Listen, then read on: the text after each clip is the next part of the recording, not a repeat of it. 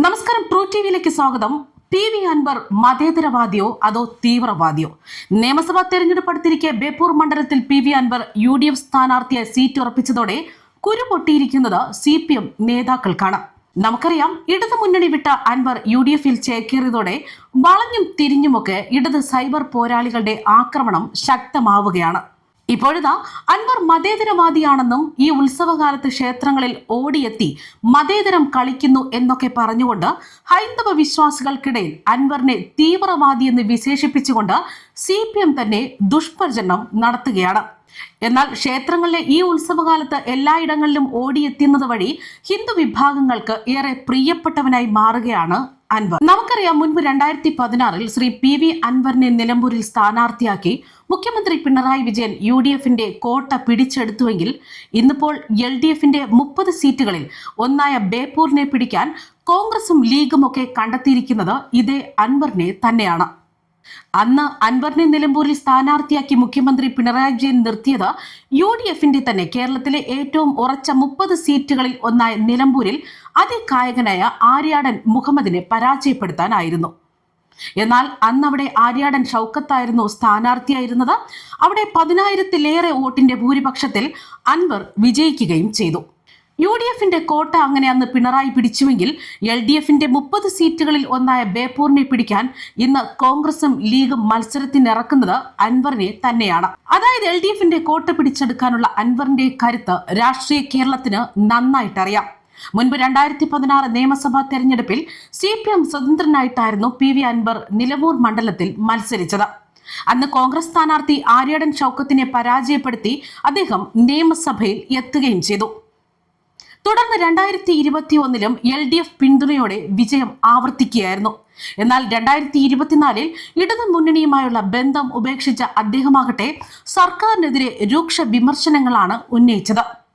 തുടർന്ന് തൃണമൂൽ കോൺഗ്രസിൽ ചേർന്ന PV അൻവർ 2025 ജനുവരി 13 MLA സ്ഥാനം രാജിവെക്കുകയും ചെയ്തു. നിലവിൽ UDFിന്റെ അസോസിയേറ്റ് അംഗമാണ്.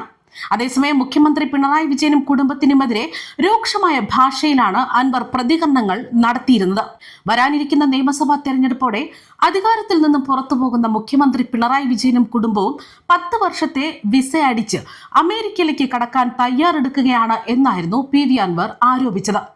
പ്രതിപക്ഷ നേതാവ് VD സതീശൻ നയിക്കുന്ന പുതുയുഗ യാത്രയുടെ കോഴിക്കോട്ടെ സമാപന സമ്മേളനത്തിലായിരുന്നു അദ്ദേഹം ഇത്തരത്തിൽ സംസാരിച്ചത്. മുഖ്യമന്ത്രി പിണറായി വിജയനും കുടുംബവും 10 വർഷത്തെ വിസയെടുത്ത് അമേരിക്കയിലേക്ക് പോകാൻ കാത്തിരിക്കുകയാണെന്നും കേരളത്തിലെ ഭരണം അവസാനിക്കുന്നതോടെ അവർ നാട് വിടും എന്നായിരുന്നു അൻവറിന്റെ പ്രഖ്യാപനം.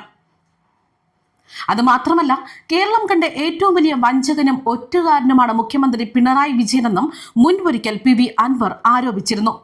പിണറായി ആദ്യം വഞ്ചിച്ചത് VS അച്യുതാനന്ദനെയാണെന്നും അങ്ങനെയാണ് മുഖ്യമന്ത്രി ആയതെന്നുമായിരുന്നു അൻവർ തുറന്ന് ആരോപിച്ചത്. വയനാട് തുരങ്കപാതയ്ക്കായി മന്ത്രി മുഹമ്മദ് റിയാസ് കമ്മീഷൻ വാങ്ങിയെന്നും അൻവർ വ്യക്തമാക്കിയിരുന്നു.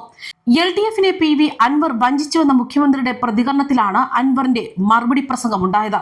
മുഖ്യമന്ത്രിയുടെ മലപ്പുറം പരാമർശം അൻവർ ആയുധമാക്കുകയും ചെയ്തു. മുഖ്യമന്ത്രിയുടെ കുടുംബത്തിനെതിരെ അൻവർ രൂക്ഷമായ വിമർശനം തന്നെയാണ് അഴിച്ചുവിട്ടത്. അതുമാത്രമല്ല, പിണറായിസത്തെയും മരിമോനിസത്തെയും തോൽപ്പിക്കാൻ UDFിനൊപ്പം നിൽക്കുമെന്ന് തന്നെയാണ് PV അൻവർ വ്യക്തമാക്കുന്നത്. താൻ പണ്ട് പറഞ്ഞ പല കാര്യങ്ങളും പിന്നീട് കേരളത്തിലെ ജനങ്ങൾക്ക് ബോധ്യപ്പെട്ടുവെന്നും കേരളത്തിന്റെ മതേതര സ്വഭാവത്തിന്റെ കടയ്ക്കൽ കത്തിവെക്കുന്ന നിലപാടാണ് ഒരു ഇടതുപക്ഷ മുഖ്യമന്ത്രിയിൽ നിന്നുണ്ടായതെന്ന് ജനങ്ങൾ അറിഞ്ഞുവെന്നും പിണറായിക്കെതിരെ തദ്ദേശ തെരഞ്ഞെടുപ്പിൽ വോട്ട് ചെയ്തെന്നും അദ്ദേഹം വ്യക്തമാക്കുകയായിരുന്നു. പിണറായിസത്തിനെതിരെ വരാനിരിക്കുന്ന തെരഞ്ഞെടുപ്പിലും സഖാക്കളടക്കം വോട്ട് ചെയ്യുമെന്നും PV അൻവർ വ്യക്തമാക്കി. തന്നെ പിന്തുണച്ച UDF നേതാക്കൾക്ക് നന്ദി പറഞ്ഞുകൊണ്ട് അൻവർ തനിക്ക് വളരെ സന്തോഷമുള്ള ദിവസമായിരുന്നു എന്നായിരുന്നു കൂട്ടിച്ചേർത്തത്. അതേസമയം പിണറായി വെള്ളാപ്പള്ളി നടേശനെ തോളിലേറ്റി നടക്കുകയാണെന്നും കേരളത്തിലെ ന്യൂനപക്ഷങ്ങളെ മാറ്റി നിർത്തുന്നുവെന്നും നിരീശ്വരവാദികളെ കുത്തിക്കേറ്റിയതുകൊണ്ടാണ് ശബരിമലയിൽ വൻ കൊള്ള നടന്നതെന്നും എല്ലാവരും കൈവിട്ട സർക്കാരും മുഖ്യമന്ത്രിയുമാണ് ഇതെന്നും 2ാം ടൈമിൽ മന്ത്രിമാരെ വെട്ടിയത് മുഖ്യൻ ഇടപെട്ടിട്ടാണെന്നും അത് മരുമകനെ മന്ത്രിയാക്കാൻ വേണ്ടിയാണെന്നും അൻവർ ആരോപിച്ചു. UDF മത്സരിക്കാൻ പറയുന്ന ഇടങ്ങളിൽ താൻ മത്സരിക്കുമെന്നും UDF തെരഞ്ഞെടുപ്പിൽ മത്സരിക്കേണ്ട എന്ന് പറഞ്ഞാലും പൂർണ്ണ പിന്തുണ നൽകും എന്ന് തന്നെയാണ് അൻവർ വ്യക്തമാക്കിയത്. News desk, true TV.